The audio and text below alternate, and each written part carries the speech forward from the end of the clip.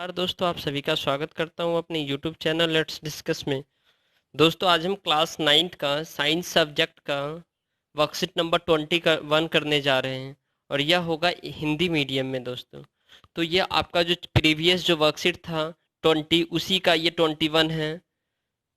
तो जीवन की मौलिक इकाई केंद्रक तथा गुणसूत्र, हमें दो चीज़ों के बारे में पढ़ना है, केंद्रक और गुणसूत्र के बारे में पढ़ना है। तो दोस्तों जैसे कि प्याज की कोशिकाएं और कब जो जब प्याज को आप उसको छिलका उतार देते हैं तो उसमें से क्या होता है, जब आप माइक्रोस्कोप से देखेंगे तो बहुत सारे कोशिकाएं होंगे उसमें। ठीक है दोस्तों, उस जब आप सूक्ष्मदर्शी से देखोगे तो प्याज में बहुत सारी झिल्ली होती है। इन चित्रों को आप देखिए और इसे समझने की कोशिश कीजिए आखिर ये है क्या। इसमें सेल होता है, कोशिका होता है।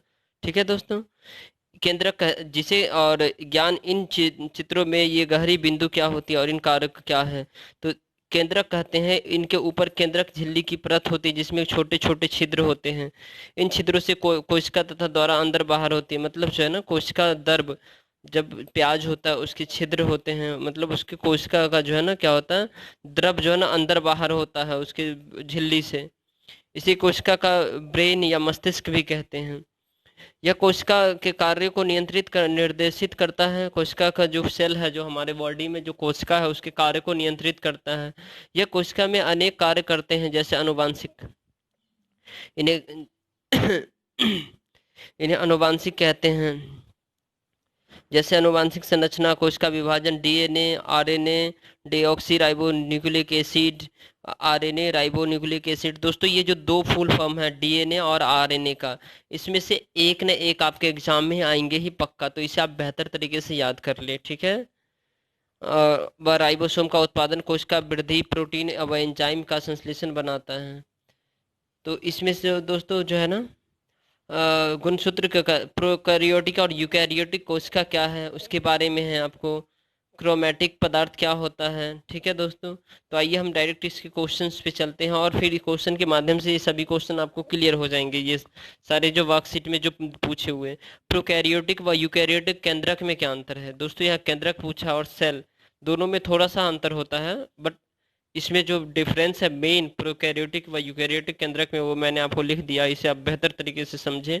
प्रोकैरियोटिक इन केंद्रक की कोशिकाओं में प्रोटीन नहीं होता, हिस्टोन प्रोटीन नहीं होता है, जिसके कारण क्रोमेटिन नहीं बन पाता। ठीक है दोस्तों, किसमें, प्रोकैरियोटिक कोशिका में हिस्टोन प्रोटीन नहीं होता जिसके कारण क्रोमेटिन नहीं बन पाता। केवल डीएनए के सूत्र ही गुणसूत्र के रूप में परा होता है और अन्य कोई आवरण इसे घेरे नहीं रहता है। अतः केंद्रक नाम की कोई विकसित कोशिका इसमें नहीं होती है। जीवाणु व नील हरित शैवालों में ऐसी केंद्रक कोशिकाएं मिलती है। तो प्रोकैरियोटिक कोशिकाएं जो है ना केंद्रक किस में मिलते हैं, जीवाणु नील हरित हरित शैवालों में प्रोकैरियोटिक जो केंद्रक जो है ना दोस्तों मिलता है। अब यूकैरियोटिक केंद्रक जो है ना वो इस कोशिका में दोहरी झिल्ली के आवरण केंद्रक आवरण से घिरा होता है। इसका जो केंद्रक है दोहरी झिल्ली से घिरा होता है और केंद्रक में डीएनए का हिस्टोन प्रोटीन के संयुक्त होने से बनी क्रोमेटिन तथा इसके अलावा केंद्रक भी होते हैं, मतलब क्रोमेटिन से बनता है इसमें जो है ना हिस्टोन प्रोटीन। अब क्वेश्चन नंबर सेकंड है दोस्तों, यहाँ से क्वेश्चन पढ़ते हैं। डीएनए व आरएनए का पूरा नाम लिखिए। डीएनए कोशिका में कहाँ पाए जाते हैं, ये बहुत इंपॉर्टेंट है, मैंने अभी बताया था दोस्तों आपको। डीएनए डीऑक्सी राइबोज न्यूक्लिक अम्ल, इसका फुल फॉर्म याद कर लीजिएगा। यह कोशिका के केंद्रक में पाया जाता है। और आरएनए राइबोज न्यूक्लिक अम्ल। अब क्वेश्चन नंबर हम थर्ड देखते हैं दोस्तों। मानव में गुणसूत्र की संख्या कितनी होती है, जीन क्या है और कहाँ स्थित होते हैं। तो मानव में गुणसूत्र की संख्या 46 है, जो 23 जोड़ा होता है। गुणसूत्र के विशिष्ट स्थल पर स्थित डीएनए अनुवांशिक इकाई का वह भाग जिसके द्वारा पैतृक यानी माता पिता या हमारे पूर्वज या हमारे वंशज का जो है ना लक्षणों, जैसे रंग, लंबाई, लिंग, जैसे उसका हाँ स्किन, हाथ ऐसा है, कलर। ठीक है दोस्तों, ये सब उनसे क्या है, मिलती जुलती, और वो पीढ़ी दर पीढ़ी क्या होता है, ट्रांसफर होता है इत्यादि का पीढ़ी दर पीढ़ी निर्धारण होता है और यह क्रोमोसोम या गुणसूत्र में पाया जाता है। ठीक है दोस्तों,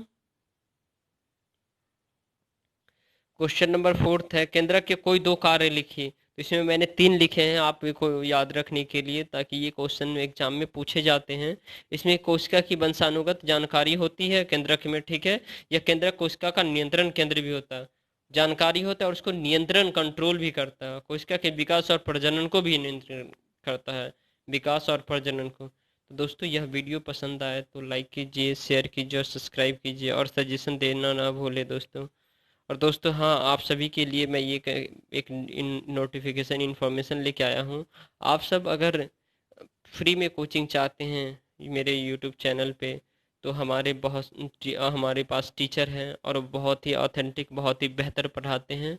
और वो टीचर हैं बहुत क्वालिफाइड, और हमेशा हम यहाँ जो है ना पढ़ाते तो 80 90 95 99 इतना परसेंटेज बच्चे गेन करते हैं। तो आप अगर फ्री में कोचिंग चाहते हैं यूट्यूब पे ऐसे ही, तो आप हमसे जुड़े रहें, और आपकी सपोर्ट के बगैर नहीं हो सकता। तो आप मुझे सपोर्ट करें। Thank you for watching this video.